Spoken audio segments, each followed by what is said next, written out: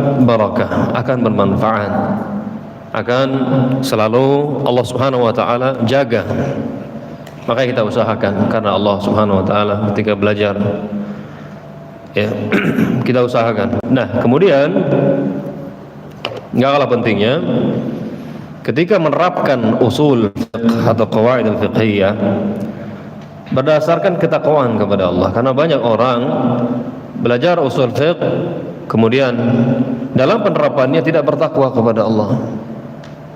Usul fiqh ini bisa dipermainkan, ya, bisa apa? Dipermainkan. Kalau orang nggak bertakwa kepada Allah, ya sudah, dipakai untuk hal-hal yang naudzubillah bukannya menolong agama, bukannya menjadi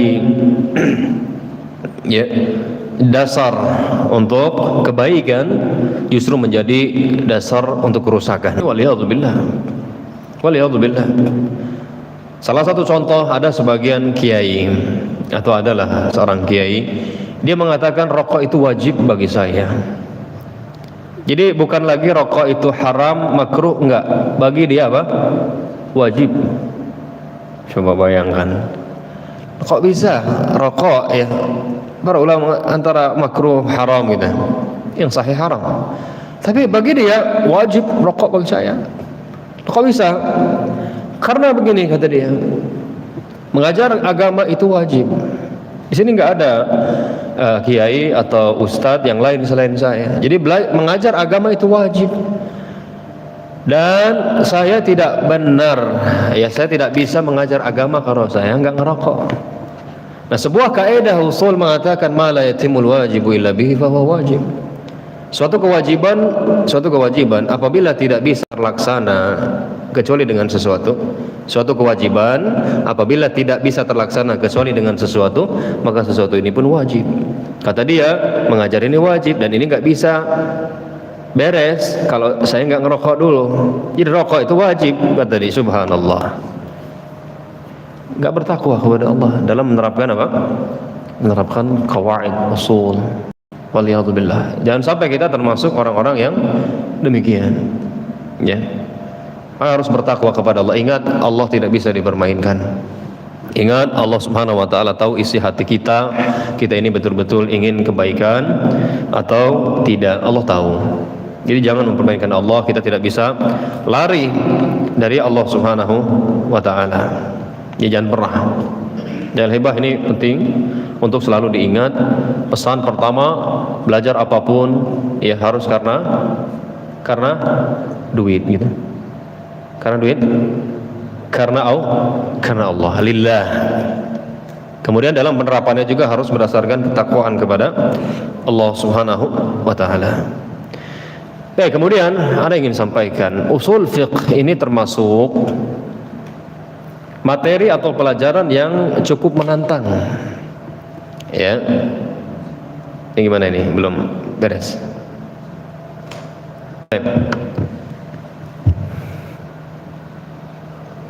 Kelas. Usul fiqh termasuk ilmu yang cukup menantang. Ya. Penuh tantangan. Karena ada ibarah atau ungkapan-ungkapan yang memang agak sulit untuk diterjemahkan. Tapi kita berusaha untuk memahaminya. Ya, jadi usul fiqh itu mirip-mirip kayak belajar ilmu waris atau ilmu nahwu. Ilmu nahwu. Jadi butuh penerapan yang banyak. Ya. Sehingga harus apa? Harus bersabar. Ya, harus bersabar. Kita berusaha belajar usul fiqh dengan mudah. Ya, kita berusaha. Ya, tidak rumit insyaallah, kita berusaha demikian. Cuman kalau seandainya kita mendapatkan kesulitan atau kerumitan gitu ya, harus bersabar dan jangan ragu untuk bertanya. Ya, ragu untuk apa? Untuk bertanya. Dan perlu diingat, usul fiqh ini sangat berkaitan dengan bahasa Arab. Antum sudah belajar bahasa Arab? Nahwu sudah? Isim syarat tahu? Asmaul mausul, ya, isim syarat dan yang semacamnya. Baik. Kaitannya erat sekali. Makanya kalau seandainya ada orang belum paham bahasa Arab, ya agak repot nanti di sebagian kaidah. Ya, tapi nggak masalah. Antum yang bagi yang belum belajar bahasa Arab, jelas. Ini sebagai tasawur saja, sebagai gambaran supaya antum di kemudian hari lebih mudah. Baik, al-hibah sebetulnya usul fikih ini tidak bisa dibahas secara maksimal hanya di 3 hari ya. Kita cuma punya waktu 3 hari, kemudian hanya sejam-sejam, pagi sejam, sore ya sejam, kemudian ba'dal isya juga 1 jam, lebih dikit lah. Kenapa? Karena ada kaidah-kaidah yang butuh banyak penerapan. Oleh karena itu nanti kaidah-kaidah yang akan kita bahas mungkin penerapannya atau contohnya ya beberapa ya, supaya kita bisa mengejar target selesainya risalah yang antum miliki sekarang ya. Ada kan? Ada ya semuanya? Sudah ya? Baik. Ana tanya lagi biar memastikan. Baik, al-hibah, sebelum kita baca buku ini atau risalah ini, kita harus tahu dulu apa itu usul fiqh. Antum pernah belajar usul fiqh? Belum pernah. Tapi apa itu usul fiqh?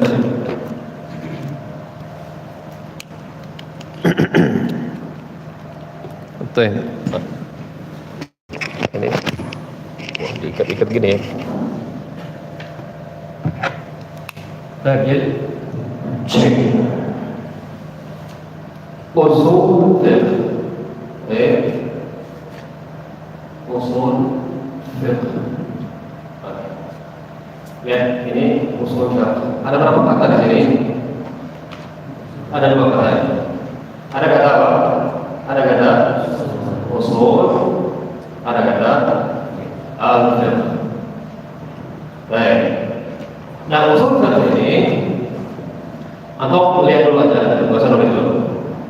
Usul fiqh definisinya ada 2 metode, ada 2 cara. Pertama, mendefinisikan masing-masing katanya. Apa itu usul? Apa itu fikih? Ada metode yang kedua, yaitu definisi usul fikih sebagai mata pelajaran. Apa sih usul fikih itu? Gitu, definisinya. Jadi ada 2 metode. Metode pertama apa?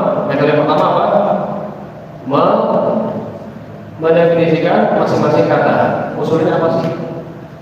Dan usul ini adalah karena langsung aja. Usul adalah sesuatu yang menjadi dasar bagi yang lain. Mayuna alaihi ghairuhu menurut bahasa Arabnya. Antum pakai bahasa Indonesia biar cepat ya, kita ini kata. Jadi usul adalah sesuatu yang menjadi dasar bagi yang lain. Aslud dar katanya. Aslud dar maksudnya usul ini jamaknya apa? Usul ini jamak dari asal. Apa ini? Tadi kan disebut asal. Dan asal itu adalah sesuatu yang menjadi dasar bagi yang aslud dar contohnya. Maksudnya fondasi. Fondasi rumah. Jadi itu aja supaya cepat aja. Jadi asal intinya adalah sesuatu yang menjadi dasar bagi yang lain. Atau harus benar-benar fokus ya. Apalagi klasika. Karena nanti mau diujikan untuk klasika. Buat nilai antum di ijazah apa? Oke, setelah kita tahu asal sudah ya. Yaitu apa tadi? Ini habis ya.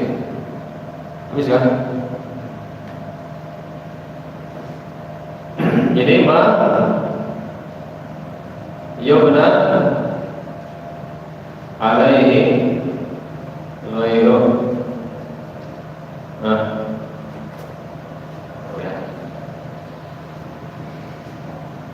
Oke, kita langsung aja beralih ke fikih. Antum tulis saya di sini.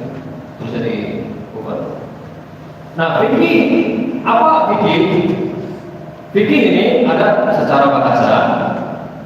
Nah, muncul lagi. Ada secara apa? Istilah.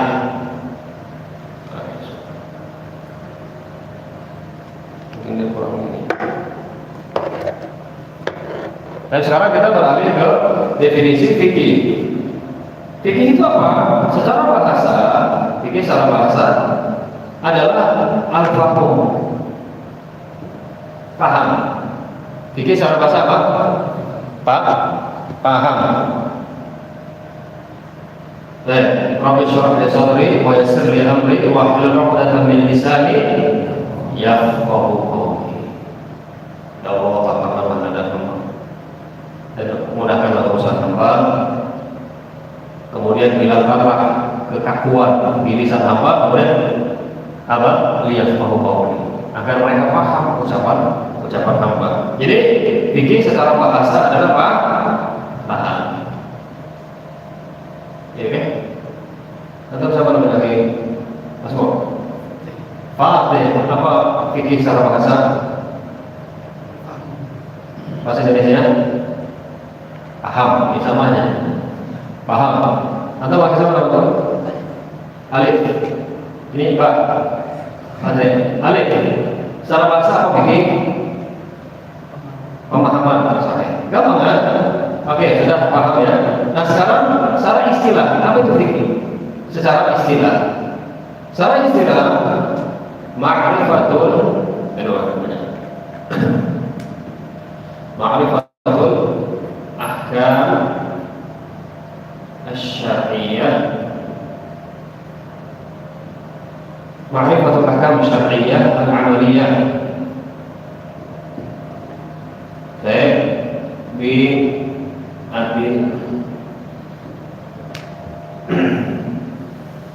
at-tafsiriyah.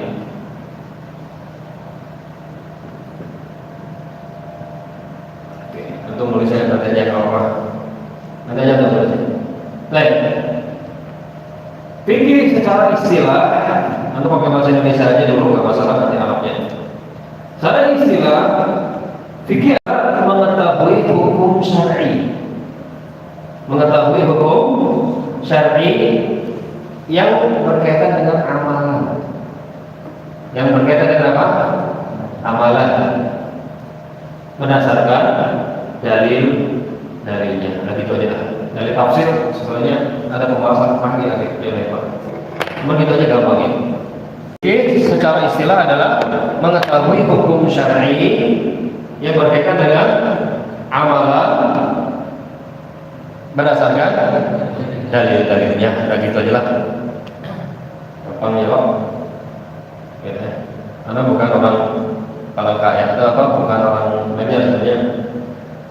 Nah, sudah tahu sebelum dijelasin nih, udah ingat ya, mengetahui hukum syar'i berkaitan dengan amalan berdasarkan dalil. Hukum syar'i contohnya apa sih hukum syar'i? Perlu diingat, hukum syar'i itu wajib, sunnah, haram, makruh, mubah, sah, batil, syar, sebab. Ini hukum syar'i. Hukum syar'i apa? Contohnya tadi, Haris. Contoh hukum syar'i wajib, sunnah, haram, makruh, mubah. Kan ada nggak kan? Nah ini hukum syar'i, ini namanya. Ini hukum syar'i, hukum dari syariat kita. Batil, sah, ya, syarat. Nah itu hukum syar'i. Jadi fikih adalah secara istilah mengetahui hukum syar'i. Mengetahui ini wajib, ini apa, ini sunnah, ini haram, ini makruh, ini mubah, ini nggak benar, ini sah. Baik. Tapi ingat yang berkaitan dengan amalan, bukan berkaitan dengan akidah. Kalau berkaitan dengan akidah nanti di ilmu apa? Tauhid. Karena kita kan ini di fikih ya. Jadi fikih itu mengetahui hukum syar'i yang berkaitan dengan amalan hamba gitu. Jadi ini hamba hukumnya nih, hamba ini apa? Dia melakukan sesuatu apa hukumnya. Nah kalau seseorang dia tahu oh ini hukumnya haram, karena boleh contohnya, berarti dia apa? Faqih, gitu ya. Berarti dia apa? Faqih. Jadi faqih, orang yang faqih adalah orang yang mengetahui hukum syar'i yang berkaitan dengan amalan berdasarkan apa? Berdasarkan dalil. Nah jadi kalau akhir nama itu apa? Mahdi. tadi.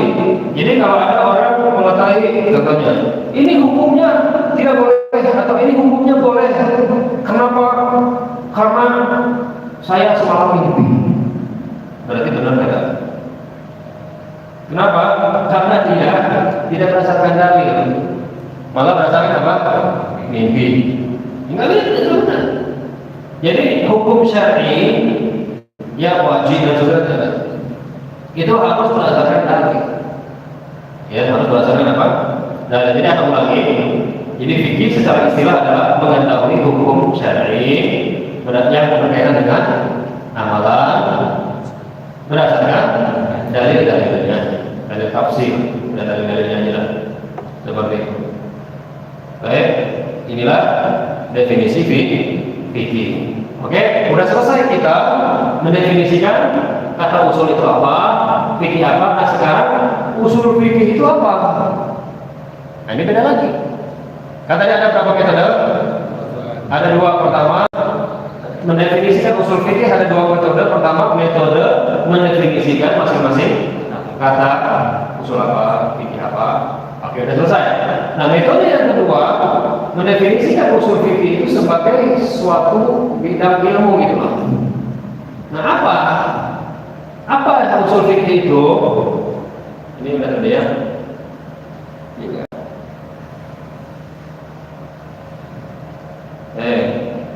Lima yubna alaihi ghairuh. Atau pokoknya pas anda jelasin jangan nulis ya, oke? Karena nggak bisa berbarengan, nulis sampai dengerin nggak bisa. Nanti nulis ada usahanya. Baik, nah sekarang usul fiqh. Baik, sekarang langsung. Apa itu usul fiqh?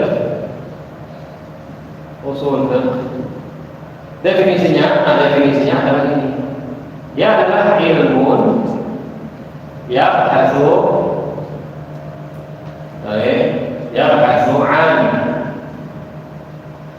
an adillatil fiqh al-ijmaliyah. Baik. Ilmu yang terkasih al-adillatil fiqh al-ijmaliyah, baik, atau ijmaliyah, ijmali. Baik. Wa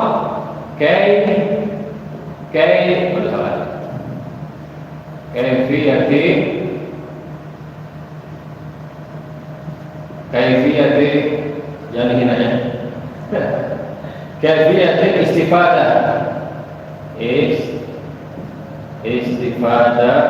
minha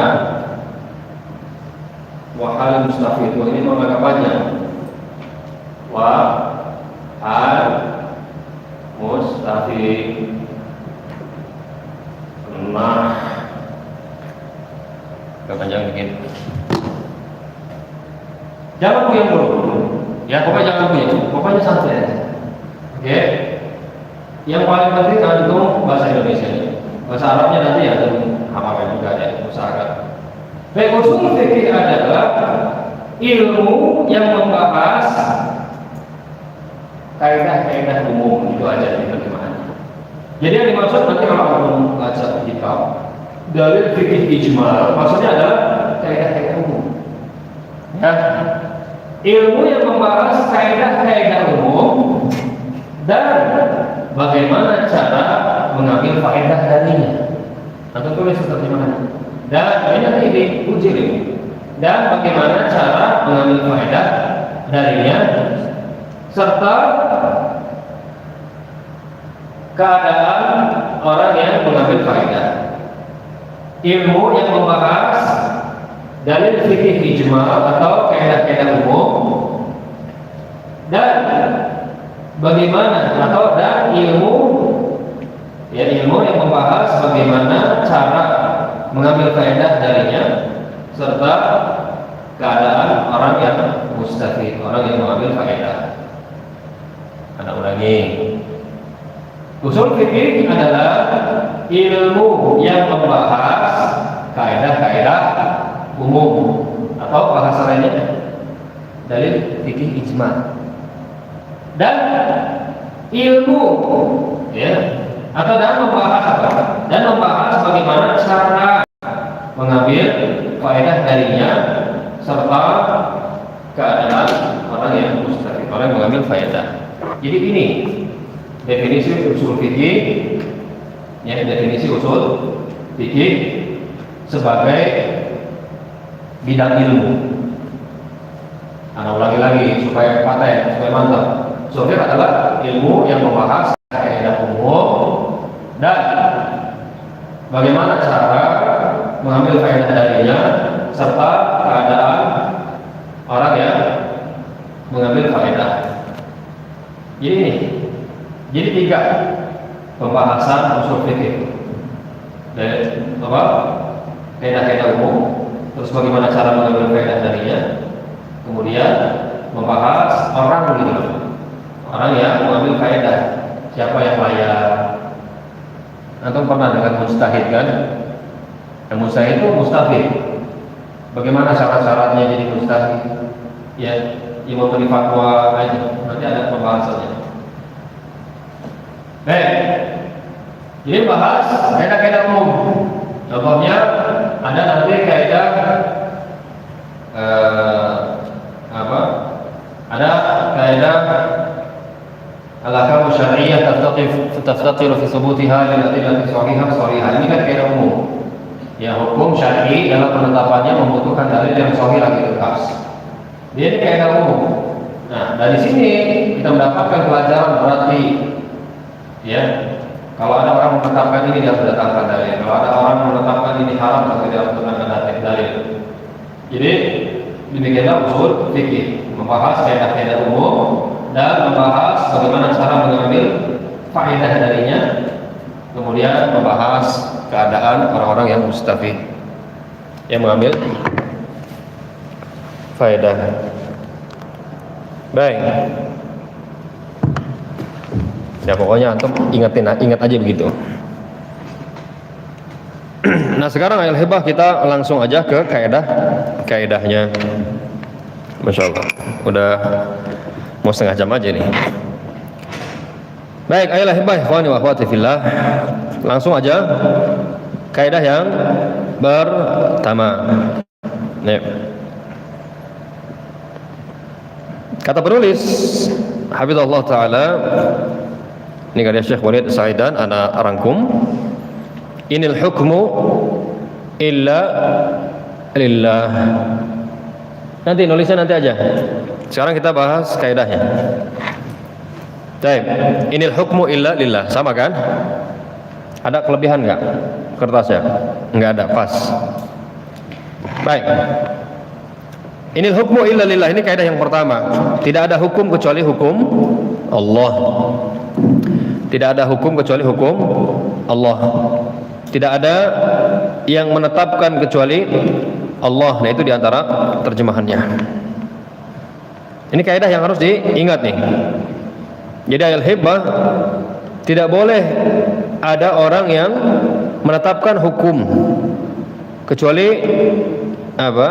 Harus bersumber dari Allah atau dari Al-Quran, dari wahyu.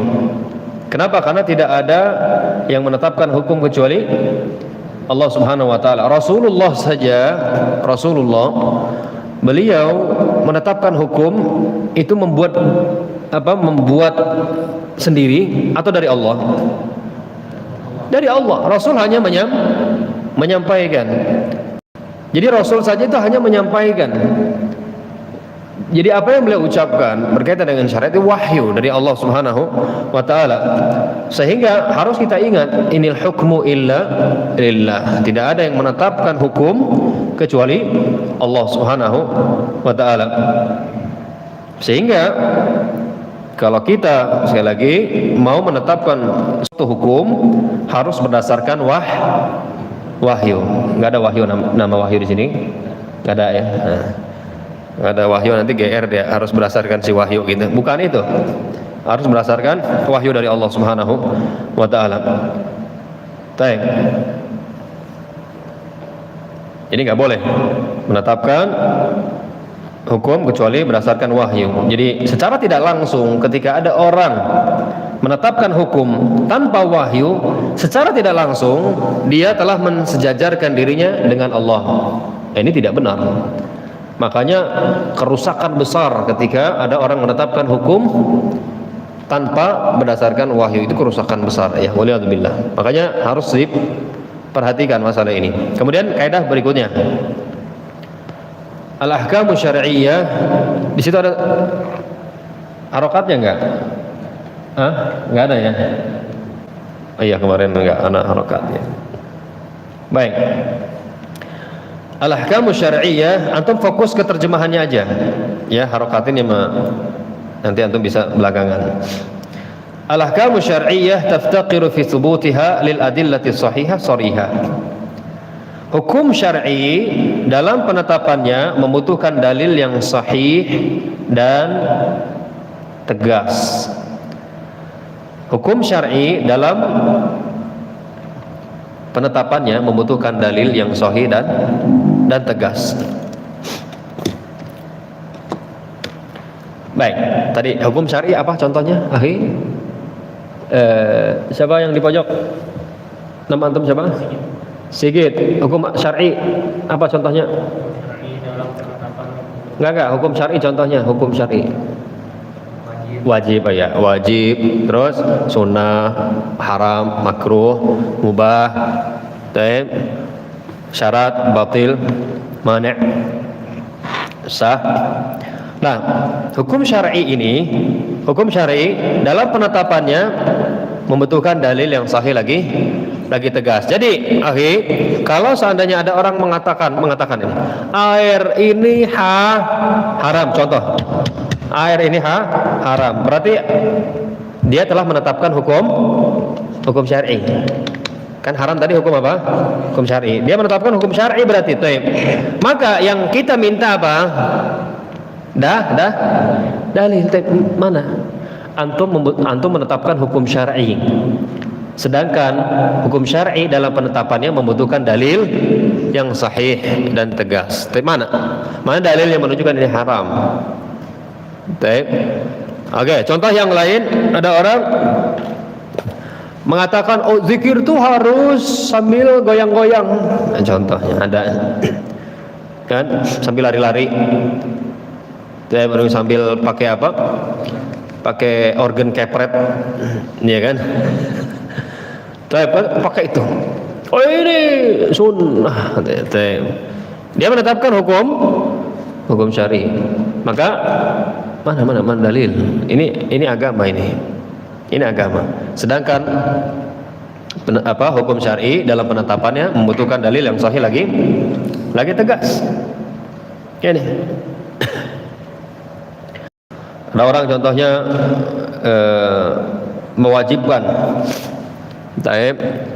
mewajibkan kalau seandainya ada orang mati maka harusnya kan hukum syar'i termasuk wajib gitu, harus yasinan, harus tahlilan. Dia berarti menetapkan hukum syar'i. Sedangkan hukum syar'i dalam penetapannya membutuhkan apa? Dalil yang sahih. Dia harus datangkan dalil yang sahih dan juga jelas, tegas. Ya ini. Jadi antum harus ingat bahwa hukum syar'i dalam penetapannya membutuhkan dalil yang sahih lagi tegas. Ana ulangi supaya antum ingat. Hukum syar'i dalam penetapannya membutuhkan dalil yang sahih lagi tegas. Baik. Berikutnya.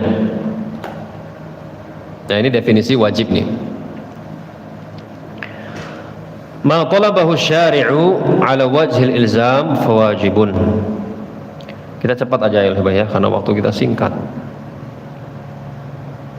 Qadarullah. Apa ma talabahu syari' ala wajhil ilzam fawajibun. Apa yang diperintahkan syariat, apa yang diperintahkan oleh syariat, apa yang diperintahkan oleh syariat dan sifatnya harus dan sifatnya itu harus, maka wajib. Apa yang diperintahkan syariat dan sifatnya harus, maka itu wajib. Ini definisi wajib. Apa yang diperintahkan syariat, syariat di sini maksudnya Allah dan Rasul. Ya, syari' maksudnya pembuat syariat, maksudnya Allah dan Rasulnya. Gitu gampang itu aja. Apa yang diperintahkan oleh Allah dan Rasulnya, dan sifatnya itu harus, nggak ada pilihan, nggak ada pilihan. Maka itu wajib. Contoh, sholat 5 waktu. Aqimu shalah, kata Allah. Perintahkan, amar. Tapi ada nggak dalil gitu yang menunjukkan ya udah kalau lagi malas nggak apa-apa nggak sholat. Kalau lagi malas nggak apa-apa nggak sholat. Ya, kalau lagi banyak masalah nggak masalah, cuman 2 sholat aja. Nggak ada. Wajib. Jadi apa yang diperintahkan oleh syariat dan sifatnya itu harus, maka itu wajib. Saya berbakti kepada orang tua. Ini perintah dari syariat dan sifatnya apa? Harus. Berarti wajib berbakti kepada orang tua. Menunaikan amanah pun seperti itu. Wajib karena diperintahkan oleh syariat. Jadi apa yang diperintahkan oleh syariat dan sifatnya itu harus, maka itu wajib. Jadi kalau antum ditanya apa itu wajib, apa itu definisi wajib, maka ini antum sampaikan ma talaba syari'u atau ma talabahu syari'u ala wajhil ilzam fawajibun. Ya. Ini dia. Atau sampai ala wajhil ilzam atau jihatil ilzam, bisa begitu. Sudah paham? Wajib apa wajib? Akhi antum siapa namanya? Yusuf. Akhi Yusuf, apa itu wajib?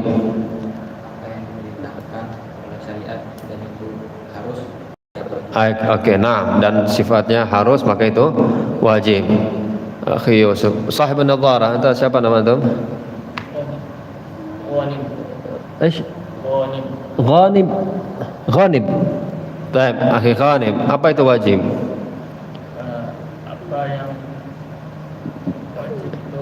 Apa yang wajib itu?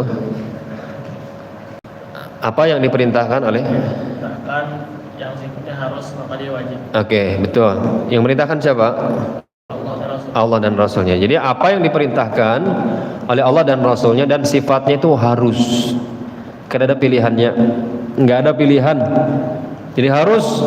Nggak ada kapan-kapan nggak apa-apa, nggak dikerjakan gitu ya. Nggak. Ya. Maka itu wajib. Membayar zakat ya ketika sudah terpenuhi syarat-syaratnya, ini wajib karena diperintahkan oleh Allah Subhanahu wa taala. Baik, itu definisi wajib. Nah, buahnya apa? Nah, buahnya wajib itu jika dikerjakan dapat pahala, jika ditinggalkan sebentar. Jika dikerjakan karena Allah, imtisalan karena Allah, maka dapat pahala. Kalau ditinggalkan berdosa. Kalau ditinggalkan ya dia terkena ancaman siksa atau terkena ancaman azab. Ini buah dari wajib. Antum udah tahu kan? Wajib itu apa? Jika dikerjakan dapat pahala, jika ditinggalkan berdosa. Nah, itu buahnya. Buah dari wajib. Kalau definisinya tadi, ma talaba syari'u fi'lahu, ma talaba syari'u fi'lahu ala wajhil ilzam. Yang diperintahkan oleh Allah dan Rasulnya dan sifatnya itu harus. Nah, itu wajib. Buahnya ini tadi. Kalau dikerjakan karena Allah, bukan riya, ya enggak riya, maka dapat pahala. Kalau seandainya ditinggalkan, maka terancam dapat azab atau berdosa. Tapi yang terbaik itu adalah jika tidak dikerjakan terancam mendapatkan apa? Mendapatkan hukuman. Karena nggak mesti orang meninggalkan wajib kemudian dia dapat apa? Dapat dosa. Perempuan contohnya ketika dia haid dia tinggalkan sholat, berdosakah? Enggak. Ya. Kemudian kalau dipaksa contohnya dibunuh dan semacamnya, tidak. Baik, itu buah dari wajib. Pokoknya antum ingat-ingat ini, nanti udah anak kasih kisi-kisi nih pas ujian. Untuk kelas 3. Kelas 3 siapa aja? Angkat tangan. Oke, berarti yang lain aman lah. Oke, nggak diuji. Tapi antum mana tanya juga, kayak tadi. Oke, berikutnya, akhi fillah.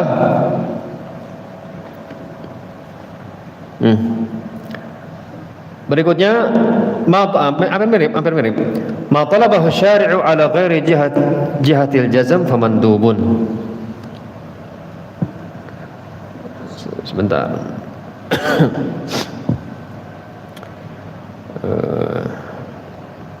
Mana Ustaz Mukhlis?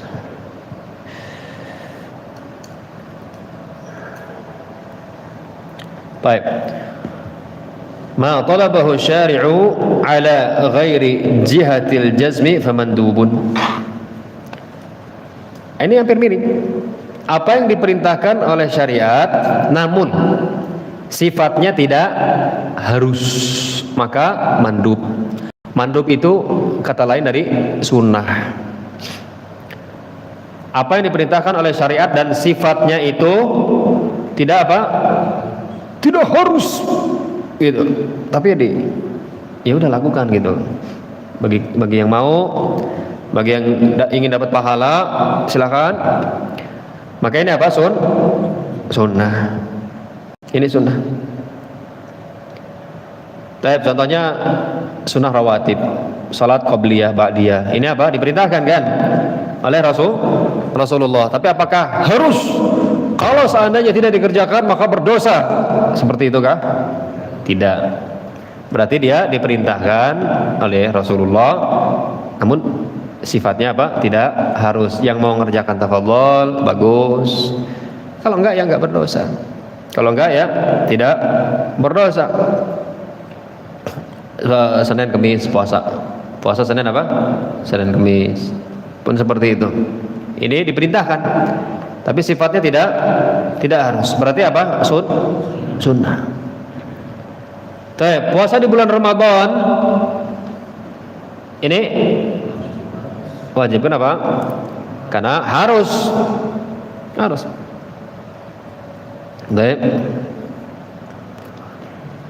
Harus, kecuali ada uzur, beda.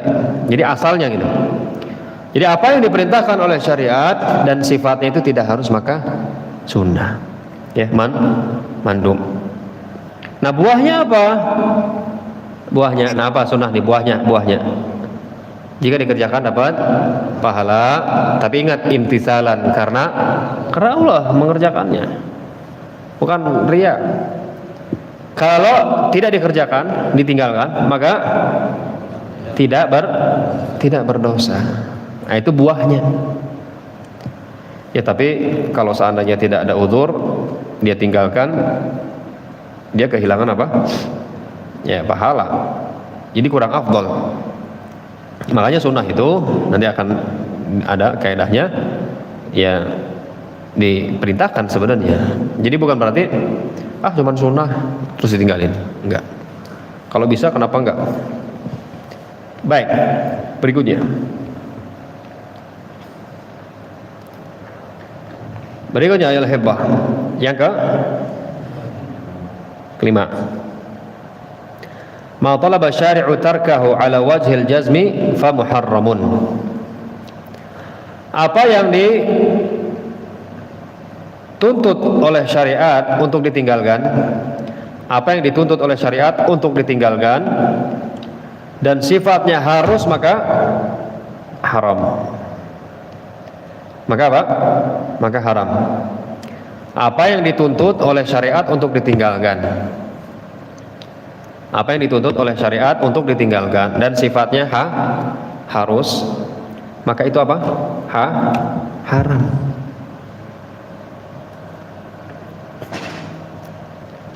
Syirik haram. Emang boleh? Ya udah nggak apa-apa. Kalau lagi pepet udah minta ke tuan guru ya, minta ke kuburan, ke pepohonan, ke monyet, ke sapi gitu, nggak ada. Tinggalkan. ya, zina. Bolehkah kapan apa ya kalau lagi pengen terus ini nggak masalah gitu? Nggak, tinggalkan. Ini pun haram, riba, membunuh, durhaka, mencuri. Ini dituntut untuk ditinggalkan. Minum khamar dituntut ditinggalkan dan sifatnya harus. Sifatnya harus. Homo, ya homo, LGBT gitu. Ini diperintahkan untuk ditinggalkan. Maka ini haram. Jadi definisi haram adalah apa tadi? Akhi antum siapa nama? Yazid. Nazir. Oh, Masya Allah. Baik. Nazir. Apa definisi haram?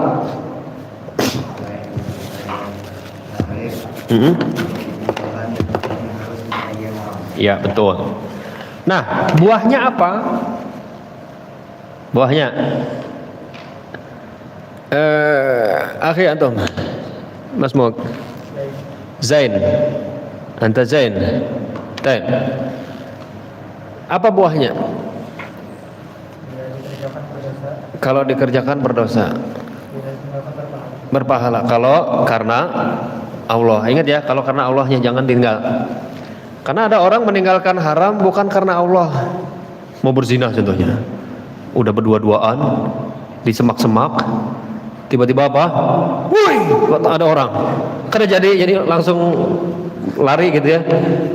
Apakah dapat pahala? Nggak dapat. Kenapa? Karena tidak jadinya dia tinggalkan zinahnya bukan karena Allah, tapi apa? Karena ada yang meneriaki, ada yang kepergok lah intinya, kepergok. Jadi buahnya jika dikerjakan ya tanpa paksaan, tanpa apa, berdosa. Jika ditinggalkan karena Allah maka berpahala. Ini buah dari haram. Taib. Oke. Coba Anda pengen memastikan lagi. Antum. Ini alif kan? Antum siapa? Fahmi, al-fahmu. Fahmi. Taib. Apa definisi wajib? Apa wajib itu apa? Apa yang diperintahkan oleh syariat, diperintahkan dan sifatnya harus atau wajib. Itu jadi zina itu wajib, berarti definisi haram, bukan definisi wajib. Apa definisi haram? Apa yang dituntut oleh syariat untuk ditinggalkan dan sifatnya harus, maka yang haram. Aywa, sahih. Aywa. Rakkis ya akhi, rakkis. La tatakhayyal. Fahmi, sahih fahmi. Oke, kita lanjut ke kaidah berikutnya. Ma talaba syari'u tarkahu ala ghairi jihatil ilzam fa makruhun. Ini sama, arti sama, cuman beda dikit aja. Apa yang dituntut oleh syariat untuk ditinggalkan, namun sifatnya tidak harus, maka itu makruh. Ya, maka itu makruh. Ini definisi dari makruh. Contohnya makan bawang mentah lalu datang ke masjid, ini makruh. Kalau makan bawangnya halal aja, tapi kalau antum mau ke masjidnya, nah itu. Terus apa? Salat sambil menahan buang air, contohnya. Nah, ini makruh. Intinya apa yang diperintahkan, apa yang dituntut oleh syariat untuk ditinggalkan, tapi sifatnya tidak harus, maka itu makruh. Ya, itu makruh. Ini definisi makruh. Taib. Kalau secara bahasa, makruh itu sesuatu yang dibenci. Tapi ketika antum menghukumi ya menetapkan hukum, jangan antum pakai definisi apa? Definisi bahasa, tapi secara syariat atau secara istilah. Ya.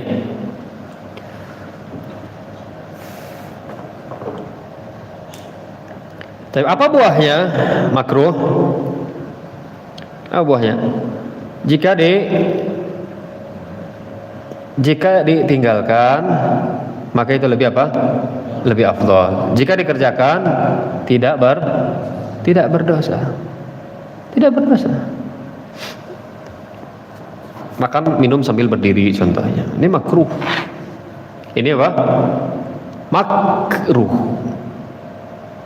Jadi afdolnya, ahsannya, sunnahnya sambil duduk. Tapi kalau ada orang minum sambil berdiri, dia berarti telah melakukan sesuatu yang apa? Yang makruh jika tidak ada hajat ya. Jika tidak ada hajat. Kalau ada hajat ya bukan makruh lagi, boleh. Makanya al-hibah, ana sering sampaikan, kalau ada orang melakukan sesuatu yang makruh, maka jangan sikapi orang tersebut seperti kita menyikapi pelaku dosa besar. Ya. Ana ulangi, kalau kita melihat ada orang melakukan perkara makruh, maka jangan sikapi seperti kita melihat pelaku dosa besar. Ada orang minum sambil berdiri, terus wow, kayak apa? Melihat syaitan ya. Melihat orang melakukan dosa besar, enggak. Kalau kita melihat orang yang melakukan makruh, maka bagusnya asalnya kita arahkan ke yang lebih afdol. Akhi, yang lebih afdol duduk akhi. Sambil akhi, yang syaitan duduk. Ya, enggak boleh ya. Enggak boleh. Makan sambil apa? Makan pakai tangan kiri makruh apa haram? Ya. Haram, bukan makruh. Diperintahkan. Makanya ini usul qaid usul akhi ya, sangat bagus sekali ketika antum iringi dengan banyak menghafal ayat dan hadis dan antum paham. Ini saling berkaitan. Jadi ini Al-Quran, ini hadis. Nah, ini Al-Quran, ini hadis. Usul fikih itu apa? Alat untuk mengambil faedah dari, makanya ini usul fikih itu ilmu yang membahas kaidah-kaidah umum dan membahas gimana cara mengambil faedah. Gitu loh. Hadis ini memberikan faedah seperti ini. Hadis ini memberikan faedah seperti ini. Ayat ini menunjukkan begini. Nah, itu dari mana bisa begitu? Dari usul fikih. Dari apa? Usul fikih. Kalau kita belajar usul fikih dan mantap di dalamnya, kita bisa membuat orang puas dengan penjelasan kita. Ini hukumnya haram. Kenapa haram? Dalilnya ini dari mana? Kok bisa tahu dalilnya ini menunjukkan haram? Nah ini. Karena di sini ada perintah dan perintah, iya, perintah hukum asalnya wajib dan wajib itu dan seterusnya. Lebih mengena. Lebih apa? Lebih mengena. Sisi pendalilannya tahu. Baik. Jadi itu tadi makruh ya. Makruh buahnya. Makruh buahnya. Siapa yang belum? Akhi antum. Udah belum tadi? Belum. Antum siapa akhi namanya? Sufyan. Akhi Sufyan. Apa buah dari makruh? Iya. Ditinggalkan lebih afdal. Sahih. Tinggalkan lebih utama. Baik, kita lanjut ke kaidah berikutnya. Kaidah berikutnya, ma la yata'al, ini baru 7 ya. Ini targetnya 20 satu pertemuan. Ya kalau enggak 20 enggak kekejar akhi. Maka nanti ada kaidah-kaidah yang mungkin kita cepat aja. Baik, berikutnya ma la yata'allaqu bihi talabu fi'lin wala talabu tarkin li dzatihi fa mubah. Apa yang tidak ada kaitannya dengan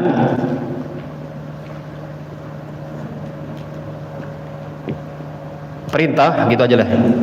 Apa yang tidak ada kaitannya dengan perintah dan larangan, ya, maka mubah. Apa yang tidak ada kaitannya dengan perintah dan larangan maka mubah.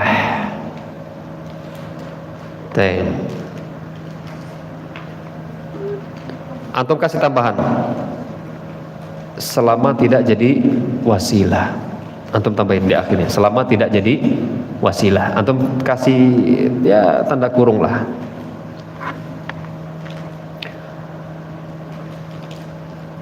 Ini mubah. Definisi mubah. Definisi apa? Mubah. Apa yang tidak ada, sesuatu yang tidak ada kaitannya dengan perintah dan larangan maka itu mubah. Contoh akhir. Ada nggak dalil? Antum perhatikan. Ada nggak dalil dari Al-Quran atau hadis? Pakailah penghapus ini. Atau larangan, jangan pakai penghapus ini. Ada nggak ada? Nggak ada. Berarti ini pakai penghapus ini tidak ada kaitannya dengan perintah, tidak ada kaitannya dengan larangan. Berarti apa? Mubah, boleh. Mubah itu boleh, halal. Pakai tisu. Ada nggak dalil? Pakailah tisu apa ini? Nice. Ya. Nggak ada kan? Larangan? Nggak ada juga. Berarti apa? Hukum pakai tisu ini mubah. Main bola. Ada nggak perintah main bola lah kalian dari Al-Quran atau hadis? Ada nggak larangan? Janganlah kalian main bola. Nggak ada juga. Berarti hukumnya main bola apa? Mubah. Jadi mubah adalah sesuatu yang nggak ada kaitannya dengan perintah, nggak ada kaitannya dengan larangan. Selama ingat tidak jadi wasilah. Kalau jadi wasilah haram maka jadi haram. Kalau bisa jadi wasilah wajib, bisa jadi wajib. Pakai HP, contohnya pakai HP. Ini HP yang ini aja. Pakai HP. Ada nggak perintah pakailah HP? Nggak ada kan? Larangan, janganlah pakai HP. Nggak ada. Berarti pakai HP asalnya, hukum asalnya apa? Mubah selama tidak jadi wasilah. Lidatihi kan ada kan kata lidatihinya, ya kan? Lidatihi, maksud lidatihi itu selama tidak jadi wasilah gitu. Kalau HP digunakan jadi wasilah kebaikan maka dia baik. Jadi kewajiban, jadi apa? Antum pakai HP silaturahim. Hukum silaturahim apa? Wajib gitu kan. Dipakai untuk apa? Wasilah untuk nonton yang nggak benar. Jadi apa? Pakai HP ketika itu haram. Kenapa? Karena jadi wasilah. Tapi asalnya ketika dia tidak jadi wasilah apa-apa, ya mubah aja boleh, tidak masalah. Tidak masalah. Ya. Jadi mubah adalah ma la ta'allaqu bihi talabu fi'lin. Kalau di sini talabu fi'lin. Kalau dalam kitab yang lain ma la ta'allaqu bihi amrun wala nahyun li dzatihi. Ya, sesuatu yang tidak ada kaitannya dengan perintah dan larangan, maka itu mubah. Sesuatu yang tidak ada kaitannya dengan ya diperintahkan untuk dikerjakan atau ditinggalkan, maka itu mubah. Tempe, makan tempe. Ada nggak dalil makanlah tempe? Nggak ada. Janganlah makan tempe. Nggak ada juga. Berarti hukum asalnya makan tempe mubah. Jadi anak ulangi, definisi mubah adalah sesuatu yang tidak ada kaitannya dengan perintah dan juga tidak ada kaitannya dengan larangan. Ini tidak ada perintahnya, tidak ada larangannya. Itu mubah. Sesuatu yang tidak ada perintahnya di situ, tidak ada juga larangannya di situ dan tidak jadi wasilah, maka hukum asalnya mubah. Kalau jadi wasilah untuk sesuatu yang wajib jadi wajib, jadi wasilah itu sarana, alat gitu.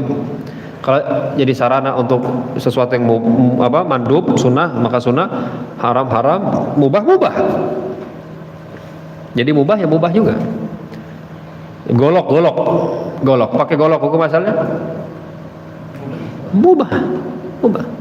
Kalau pakai nyembelih kurban jadinya. Nah ini jadi sarana nih, ya. Jadi sarana sunnah gitu. Dipakai untuk gorok orang. Ini nggak baik, haram, kan jadi sarana. Baik, berikutnya yang hebah. Berikutnya Terlalu panjang kayaknya penjelasannya. Buahnya apa buahnya? Mubah. Karena nggak ada kaitan dengan perintah, nggak ada kaitan dengan larang, ya udah nggak ada apa-apa, nggak ada pahala, nggak ada dosa. Dikerjakan nggak ada pahala, ditinggalkan juga nggak ada dosa. Dikerjakan nggak ada dosa, ditinggalkan juga nggak ada pahala. Selama tidak jadi wasilah atau sarana. Baik.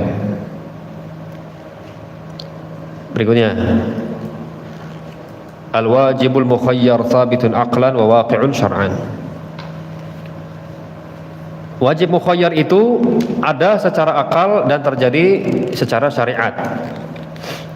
Wajib mukhayyar itu ada ya secara akal dan terjadi secara syariat. Jadi akhi, ini salah satu istilah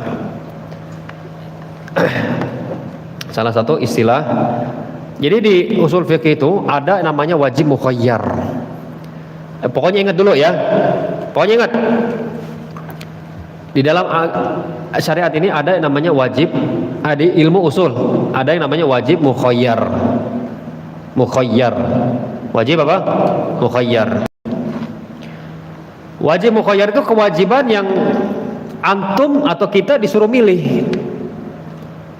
Ya, disuruh milih. Jadi Allah tidak mewajibkan semuanya dan Allah tidak membolehkan meninggalkan semuanya. Pokoknya antum pilih. Ini wajib mukhayyar. Jadi sekali lagi, wajib mukhayyar adalah kewajiban yang Allah serahkan pilihannya kepada kita. Ini ana ulangi, wajib mukhayyar adalah kewajiban yang Allah serahkan pilihannya ke kita. Allah tidak perintahkan semuanya dan Allah tidak membolehkan kita meninggalkan semuanya. Contoh gampangnya deh, ketika kita BAB, ketika kita apa? BAB, kita terkena wajib mukhayyar nih, ima antum pakai air atau pakai apa? Batu atau apalah, terserah. Antum pilih. Ya, ini wajib apa? Wajib mukhayyar. Ima antum pakai air atau pakai atau pakai tisu kah? Yang penting dihilangkan. Ini wajib mukhayyar.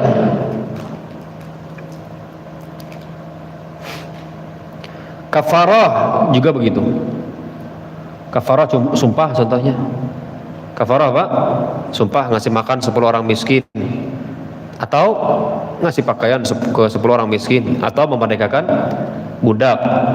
Ini wajib mukhayyar. Kewajiban yang apa? Yang pilihannya itu diserahkan ke kita. Sudah paham wajib mukhayyar? Kewajiban yang pilihannya itu diserahkan ke kita. Allah nggak haruskan kita lakukan semua, dan Allah nggak ngebolehin juga kita tinggalkan semua. Ini benar ada secara akal yang ya masuk gitu loh. Wajib mukhayyar sabit aqlan, ada secara akal ya masuk gitu, dan secara syariat ya terjadi, ada ya, ada. Ini wajib mukhayyar.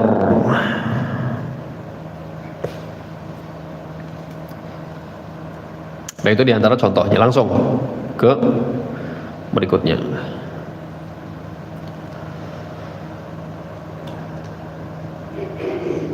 Al-wajibul muwassa' sabitun aqlan wa waqi'un syar'an. Ini wajib apa namanya? Muwassa'. Antam tadi apa wajib mukhayyar. Sekarang ada wajib muwassa'. Wajib muwassa' ada secara akal dan terjadi secara syariat. Terjadi secara syariat. Akhir perlu diperhatikan, perlu diingat. Antum udah tulis? Baik, pokoknya antum ingat bahwa di dalam ilmu usul ada yang namanya wajib muwassa'. Wajib apa?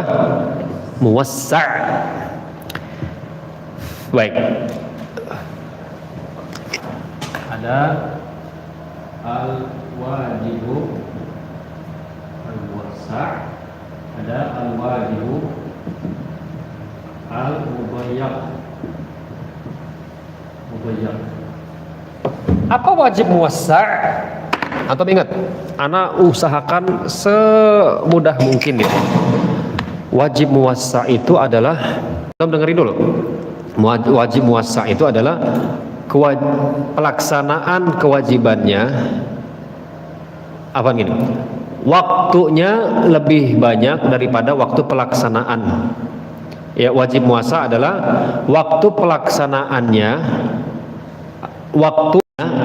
waktunya itu lebih banyak dibandingkan waktu pelaksanaannya.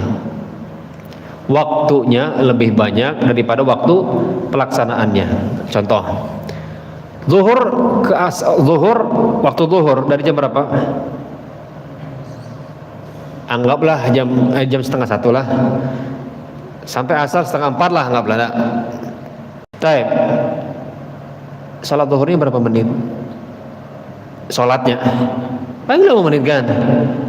Nah, ini salat zuhur wajib muwassa' kalau waktunya masih seperti itu. Dia kewajiban yang waktunya itu lebih banyak daripada waktu pelaksanaannya. Ini wajib muwassa'. Taib. Dan salat zuhur bisa juga jadi wajib mudayyak. Ketika apa? Ketika waktunya hanya cukup untuk pelaksanaan. Jadi wajib apa? Mudayyak. Ini istilah aja. Antum harus tahu ya, sebagai penuntut ilmu, sebagai nanti ya ustadz gitu kan, amin ya, jadi alim kabir ya, jangan sampai nggak paham bahas fikih, nggak paham wajib muwassa', ini nggak layak. Asar, salat asar pun gitu, wajib apa? Wajib muwassa', tapi bisa jadi mudayyak, jadi sempit, kewajiban yang sempit waktunya. Artinya apa?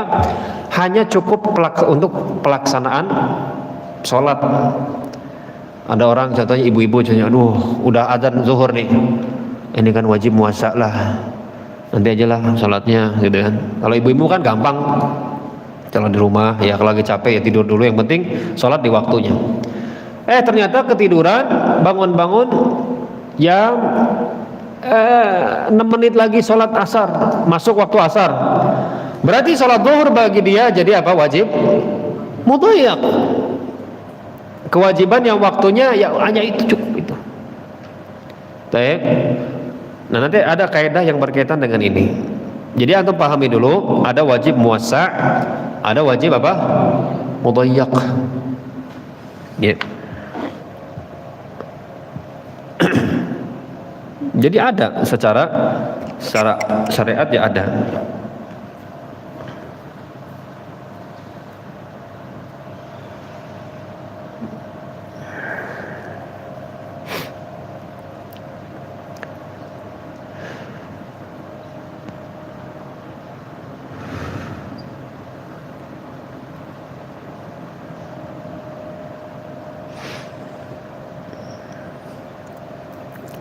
Baik. Berikutnya, akhi, setelah kita tahu wajib muwassa', wajib mudayyak, al-afdalu fi'lul wajib bil muwassa' fi awwali waqtihi illa bidalil. Nah, ada kaitannya kan? Wajib muwassa' yang afdal mengerjakan wajib muwassa' di awal waktunya. Yang paling afdal mengerjakan wajib muwassa' di awal waktunya, kecuali ada dalil. Jadi salat zuhur bagi ibu-ibu ahsannya dikerjakan di awal waktu ahsannya. Ya. Salat asar pun seperti itu. Baik. Salat maghrib, salat isya. Ini untuk ibu-ibu kan gampang. Dia sholat di rumah nggak harus berjamaah, nggak harus di masjid. Jadi kalau laki-laki udah komat, ibu-ibu mah di rumah, aduh bisa aja dia nanti dulu deh lagi puyeng banget gitu. Yang penting sholat di waktunya. Cuman kalau nggak ada halangan, nggak ada ini, yang afdal dikerjakan di awal waktu. Di awal waktu. Tapi di sini kecuali ada dalil. Kalau ada dalil yang menunjukkan lebih afdol diakhirkan, agak dilambatin gitu pengerjaannya, maka ya udah kerjakan di situ kalau memang memungkinkan. Contoh salat zuhur. Salat zuhur ahsannya itu agak dilambatkan. Ya. Begitu juga salat isya. Antum pernah dengar kan? Salat isya ahsannya agak lambatkan. Jam 9 malam contohnya. Tapi kalau memungkinkan, kalau nggak merepotkan, nggak memberatkan masyarakat, tapi karena nggak memungkinkan ya sudah. Kita di awal waktunya saja.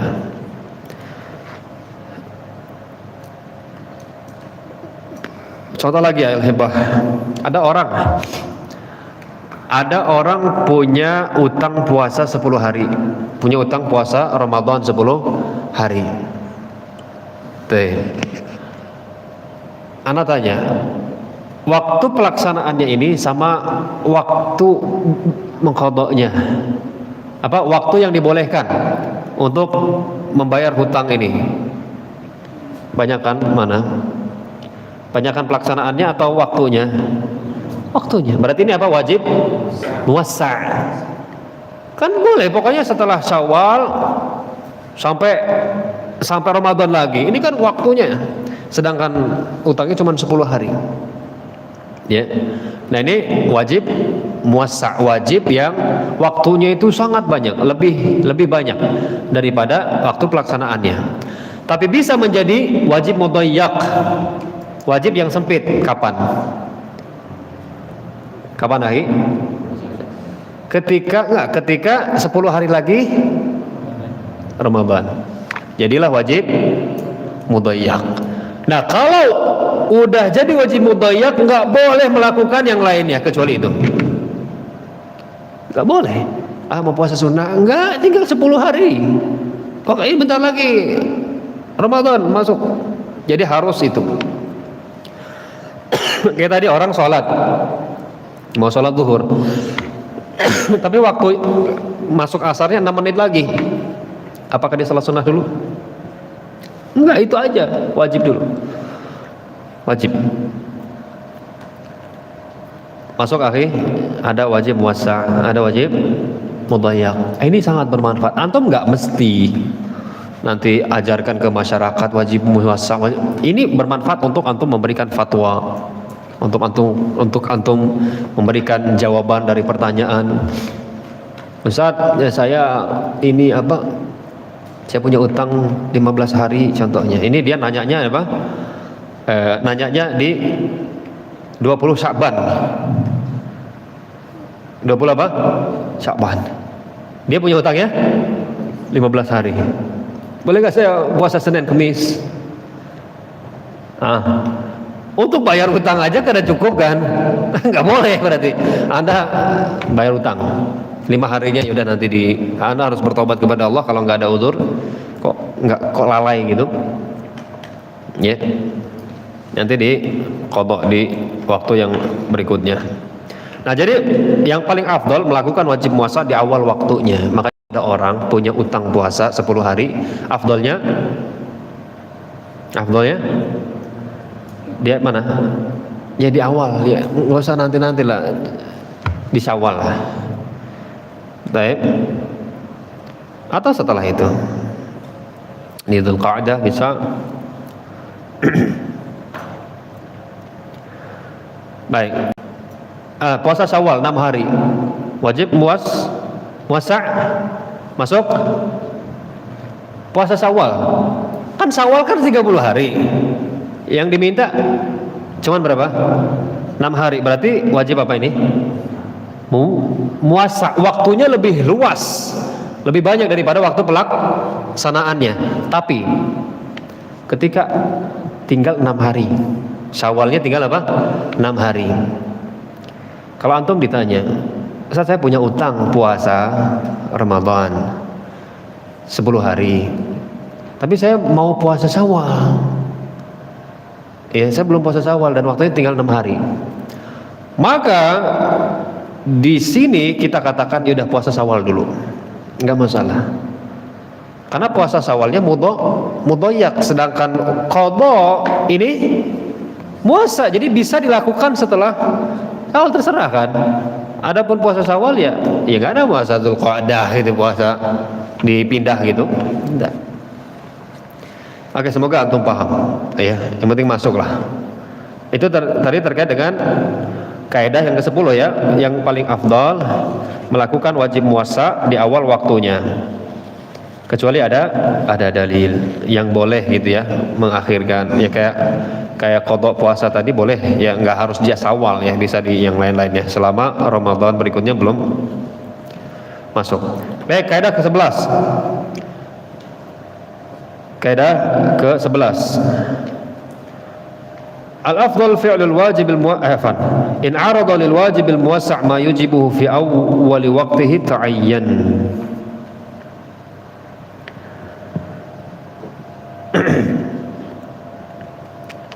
Bentar lagi. Jika ada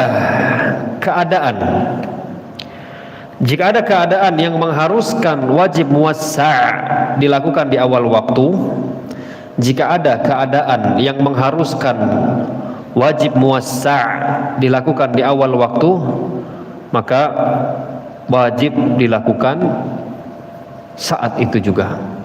Jika ada keadaan yang mengharuskan wajib muwassa' dilakukan di awal waktu, maka wajib dilakukan saat itu juga. Anda ulangi lagi supaya matang. Jika ada keadaan yang mengharuskan wajib muwassa' dilakukan di awal waktu, maka wajib dilakukan saat itu juga.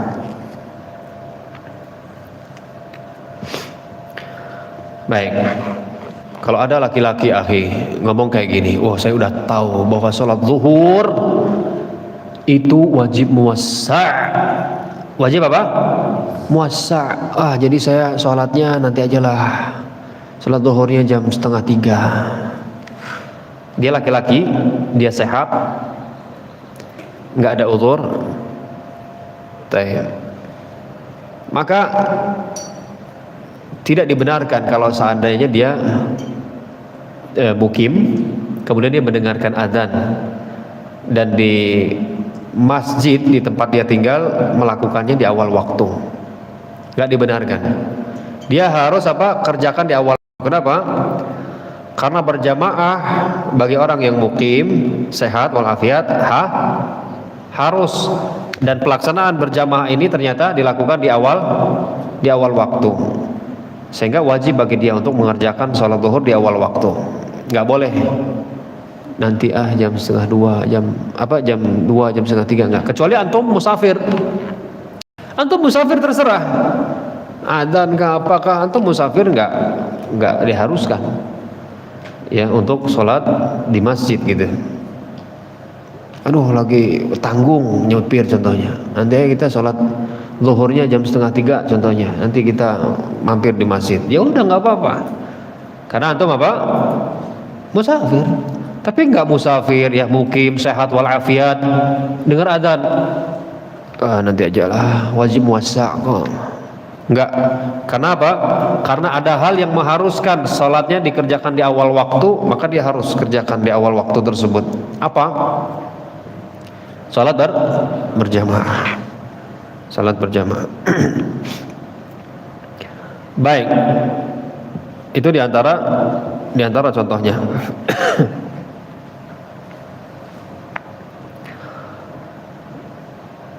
Banyak contohnya sebenarnya, cuman kita langsung aja.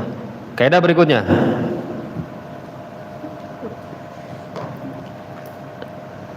Al-aslu fil wajibat adamu dukhulin niyabah fi fi'liha illa bidalil. Al-aslu fil wajibat adamu dukhulin niyabah fi fi'liha illa bidalil. Asalnya ya, pelaksanaan asalnya ibadah wajib tidak boleh diwakilkan. Ya. Al-aslu fil wajibat adamu dukhuli niyabah fi fi'liha. Hukum asalnya ibadah wajib tidak boleh diwakilkan kecuali ada dalil. Asalnya ibadah wajib tidak boleh diwakilkan, maksudnya dalam pengerjaannya gitu ya, kecuali ada dalil yang membolehkan lah gitu. Ana ulangi, asalnya ibadah wajib tidak boleh diwakilkan pelaksanaannya kecuali ada dalil. Boleh nggak pas adzan zuhur terus ngomong, aduh tolong kamu yang sholat wakilkan saya mau tidur. Nggak boleh ya, nggak boleh. Masuk bulan Ramadan contohnya, aduh saya lagi malas puasa, lapar haus, aduh saya bayar aja deh, kamu yang puasa wakilin saya. Nggak boleh, nggak bisa ya. Jadi asalnya ibadah wajib tidak boleh diwakilkan pengerjaannya kecuali ada dalil. Mewakilkan mandi junub, mewakilkan apalagi sholat Jumat. Kalau boleh diwakilkan yang banyak ibadah ini bisnis nanti ya, menyediakan jasa ya, jasa mewakilkan sholat. Yang lagi bete, lagi malas sholat berjamaah, tenang ya, bayar saya aja satu kali sholat 50.000 contohnya, atau 10.000 lah, tenang. nggak beres ini, nggak boleh. Jadi asalnya ya kita lakukan kewajiban itu kecuali ada dalil yang membolehkan. Apa antum tahu apa yang ibadah apa yang boleh diwakilkan pelaksanaannya? Apa? Umrah tapi dengan syarat. Haji tapi dengan apa? Dengan syarat yang nggak mampu, maksudnya dia sakit yang nggak memungkinkan untuk berangkat, udah nggak memungkinkan, atau meninggal dunia, ini boleh. Ada dalil, oke. Ada lagi yang lain? Ayo, membayar hutang puasa, mengqadha puasa, ada dalil sahih. Tapi kalau mati ya, meninggal dunia. Kalau belum meninggal dunia nggak bisa, bayar fidyah aja, qadha. Baik. Menikah boleh tidak? Akadnya diwakilkan. Boleh, nggak masalah, ya. Akadnya ya, terimanya menerimanya, ijabnya itu ijab atau kabulnya boleh diwakilkan. Malam pertamanya boleh kan? Nggak boleh kok, ya haram. Waliyadzubillah, ya waliyadzubillah. Jadi asalnya tidak adalah melaksanakan kewajiban atau melaksanakan ibadah gitu ya, tidak boleh diwakilkan pelaksanaannya kecuali ada dalil. Kurban boleh diwakilkan? Kurban boleh, nggak masalah, ada dalil yang membolehkan. Ya, ada dalil yang membolehkan. Baik, akhirullah, kita mungkin cukupkan, kita lanjutkan sore insyaallah. Semoga antum selalu dimudahkan oleh Allah Subhanahu wa taala untuk memahami agamanya, ya kita semua ya. Amin ya rabbal alamin. Ada ini enggak absen enggak ada nama-nama absen gitu. Tapi insyaallah hadir terus lah. Mau kemana juga lah, kan enggak kemana-mana juga kan. Antum mau bolos kemana? Antum ke rawa. Tapi insyaallah nanti sore kita lanjutkan ya, antum murojaah terutama kelas 3 ya, karena akan jadi nilai di ijazah. Wallahu ta'ala al-shawab. Subhanakallahumma wa bihamdik, asyhadu an la ilaha illa anta, astaghfiruka wa atubu ilaik. Tapi akhi, belum kenalan ya anak tadi di awal. Barangkali masih ada di antara antum yang bertanya-tanya. Tak kenal maka tak tahu ya. Tak kenal maka tak sayang gitu kan. Ada sebagian orang. Kadang kenalannya belum tentu sayang, ya kan? Apalagi nggak kenal. Baik, karena biasa dipanggil Abu Muhsin. Abu Muhsin Abdul Wahab. Karena asal dari Lampung. Cuman udah jadi orang Lubuk Linggau, Sumatera Selatan.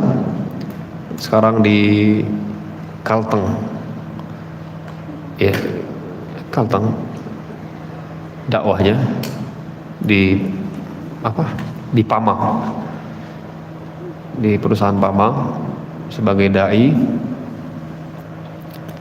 Terus pernah belajar agama di Madinatul Quran. Ustaz Mukhri salah satu pengajar dulu di sana. Kemudian ya mulazamah juga Syekh Kamal waktu itu di sana. Kemudian lanjut ke Jamilur Rahman, tahu antum? Di Yogyakarta. Di Jamilur Rahman. Kemudian dia dakwah, kemudian pernah ya sesaat sebentar ke Hadramaut, ya Timur Tengah. Udah gitu aja. Istri 2, anak 3. Baik. Ya sekarang kayak gini aktivitasnya mengajar ya. Beda apa? Oke, gitu aja. Wallahu a'lam bishawab. Assalamualaikum warahmatullahi wabarakatuh.